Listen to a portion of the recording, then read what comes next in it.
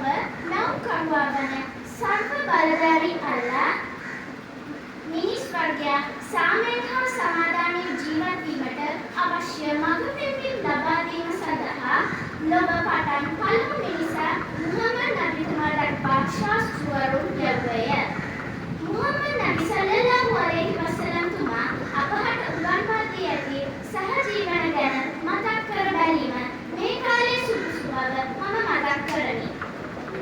මිනිසා තුළ අල්ලාහ්ගේ රූහ අඩංගු වීම හේතුවෙන් මිනිසුන් පහත් කොට සැලකීම උඩඟුකම වන අතර කෙනෙකු තුළ උඩඟුකම තිබේ නම් ඔහු ස්වර්ගයේ ඇතුළු නොවන බව ධර්මයෙන් උගන්වනු ලැබේ.